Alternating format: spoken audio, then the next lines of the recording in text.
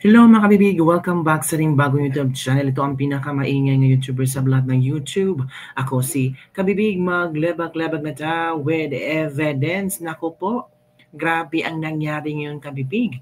Kung saan ito mga kabibig ang 5 eskwelahan ng Ateneo University ay naglabas ng kanilang official statement hinggil sa impeachment ni VP Sara at gusto ng 5 universidad ng Ateneo na ituloy ang ang impeachment ni VP Sara. So nag-post sila bigay sila ng joint statement from the deans of the 5 Ateneo schools and colleges of law on the immediate commencement of the impeachment trial of Vice President Sara Zimmerman Duterte Carpio, mga kabibig. Grabe, no? From Ateneo de Manila University, Xavier University, Ateneo de Cagayan, Ateneo de Davao University, Ateneo de Zamboanga University, and Ateneo de Naga University collectively call for the immediate commencement of the impeachment trial against Vice President Sara Zimmerman Duterte Carpio and its continuation into the 20th Congress if necessary. We confirm that as Jesuit, Filipino, and Catholic legal educational institutions, we are deeply committed in our teaching and formation of missions to truth, justice, and rule of law. Mga kabibig yun. At alam nyo ba ang komento ng maraming netizen hinggil dito? Ang unang nagsupalpal sa kanila ay si Attorney Vic Rodriguez, mga kabibig. Ang sabi ni Attorney Vic Rodriguez, ito hypocrites and fools sa mga educators at banal na nanawagan ng transparency at accountability. Bakit ang ingay ninyo sa impeachment pero busal ang bibig nyo sa anomalya ng GAA, PhilHealth at flood control? Ay oo nga, no? Tama sa Attorney Vic Rodriguez. Nung kasagsagan ng anomalya sa flood control, ang tahimik ng mga university ito, ng mga banal na ito, ng mga paring ito, nung anomalya sa GAA at talagang alam natin na meron talaga mga insertion sa budget na ito ay makakaapekto sa maraming Pilipino, sa masang Pilipino. Ang tahimik nila, wala man lang ni isa sa mga paring ito ang tumayo at nanindigan at talagang kinundina ang anomalya sa GAA. Pero pag regarding sa mga Duterte, naku, bakit ang iinit ng kanilang dugo sa mga Duterte? Parang kumukulo ang kanilang dugo sa mga Duterte. Bakit? Ang dugo ba ng mga Duterte ay parang bindita na pwede kayong sunugin? Diba mga kabibig? Ito pa. Sa mga deeply committed to truth, justice, and rule of law, sa mga humihingi ng due process at equal protection of the laws, bakit hindi nyo tuligsain at tugisin ng buong sigasig ang Marcos 2025 Unconstitutional National Budget? Tama. Kasi itong impeachment is all about Sara Duterte's allegedly na itong 125 million. Pero itong GAA, BICAM, it's all about the whole Philippines. Diba? Kung talaga ang puso ninyo ay para sa masang Pilipino, kung talaga ay kayo ay mga lawyers for truth, for due process and equal protection of the laws, bakit ang tatahimik nyo? Diba? Maging mapanuri at huwag magpanipula sa mga universidad, relihiyon at personalidad na huwad ang magipaglaban sa korupsyon. Huwag magpadbudol sa mga hangal, sabi ni Attorney Vic Rodriguez. Grabe, Attorney Vic Rodriguez, Talagang, kung talagang mahal niyo ang samay ng Pilipino nung kasagsagan ng news about GAA, tahimik-tahimik ang mga university ito. Tahimik-tahimik ang mga paring ito. Sabi naman ni Kifichu, Dear Philippine universities, how are confidential funds impeachable offense when our officials have the right to have them? Kahit si BBM, nearly 5 billion ang confidential funds. Kaya nga confidential kasi pwede secret ang expenditure. Most importantly, bakit quiet kayo sa 6 trillion GAA fund with unconstitutional insertions at yung 90 billion ng PhilHealth? Anyari sa anti-Marcos stance ninyo? Anyari sa pinaglalaban ang konstitusyon? Sino ba ang bagong Chedhead at biglang nag-ingay at nawala ng common sense ang mga universities ngayon? Actually, sino dyan sa mga university kasi pili lang naman ang decision makers dyan ang nagde-design na biglang magko-comment ng ganito. Anong meron? Bakit very coordinated naman ang mga statements?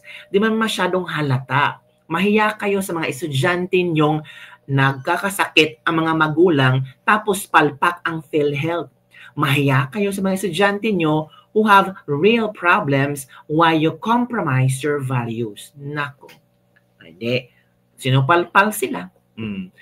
Tapos dito, Ateneo de Davao University. Ito ang komento ng Mara Pinutakti Kabibig. Oy, yung iba dito, sabi dito,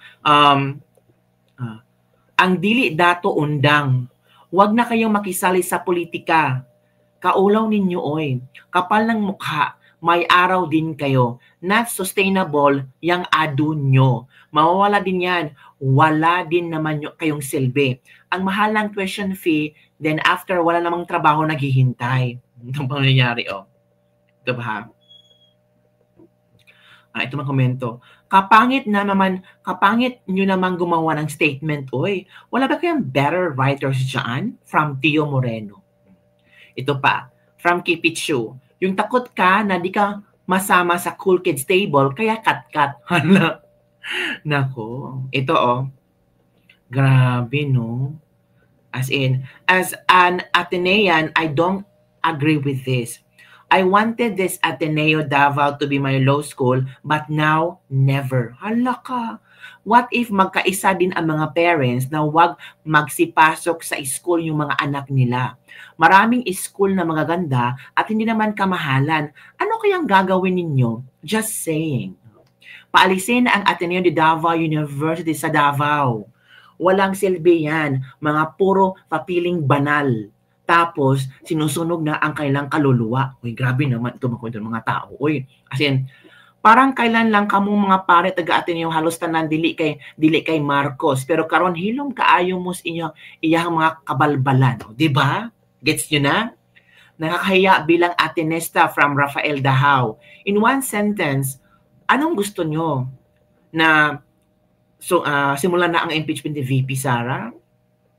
And why no statement coming from all Ateneo School on how PRRD was illegally brought to The Hague? Di ba? Should I still be proud to be called Atenean? Is this for greater glory of whom? Tell me. Hala. Naunsa di ay ning taga Ateneo de Davao, oy. No red tagging lagi daw, pero kaklaro na red na galawan. It seems so funny, adu, lol. Unahan ninyong atima ang mga bully sa eskwelahan ninyo bago mag-apil-apil ani mga issue. Hala na, marami palang bully dyan sa Ateneo University. Nako.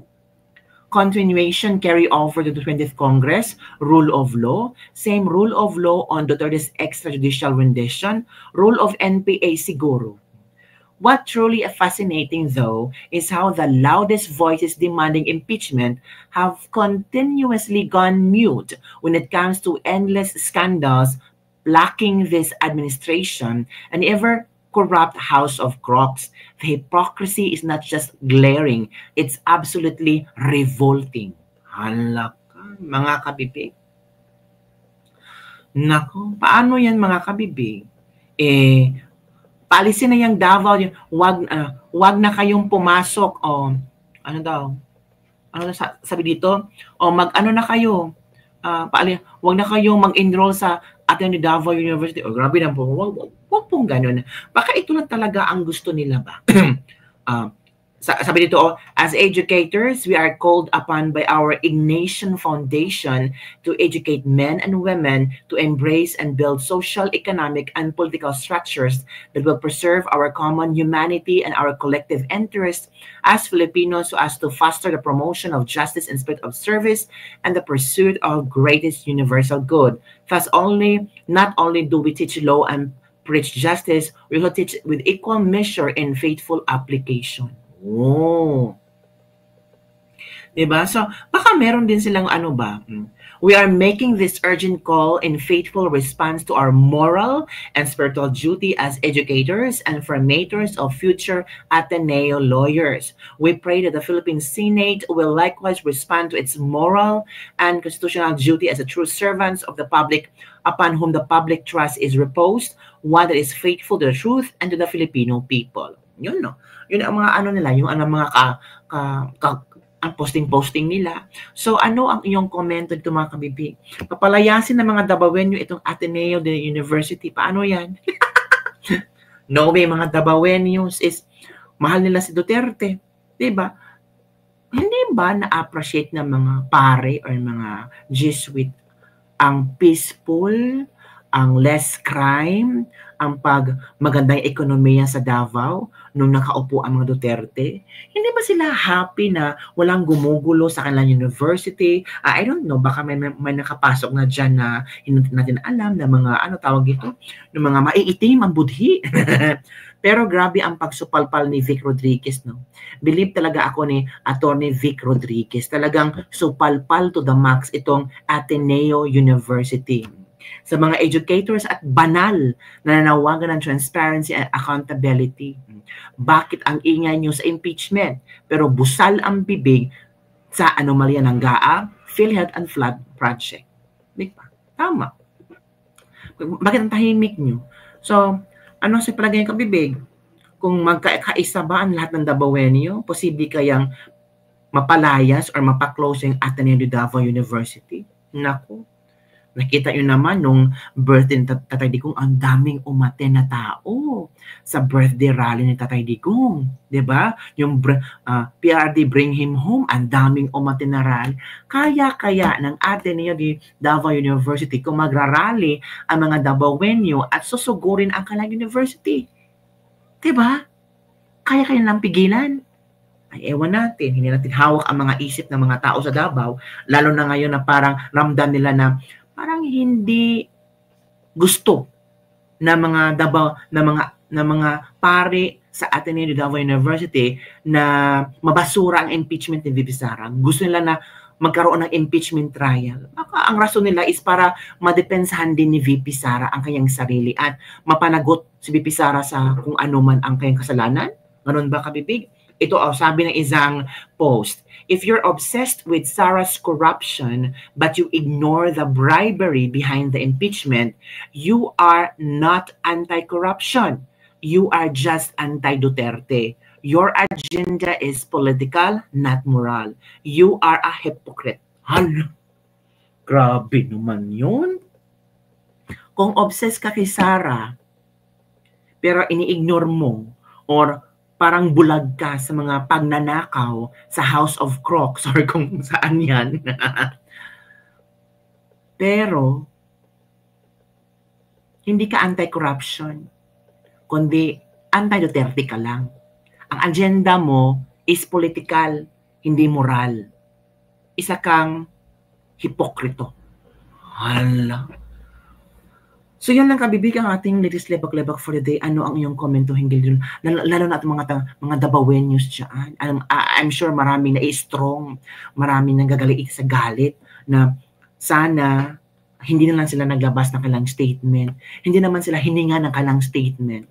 Diba? Ang focus lang sana nila is to mold better students for better tomorrow, for better future. So bakit nagkikisali sila sa politika? Diba? Ano bang ambag nila sa politika? Hala, sabi ng isang netizen.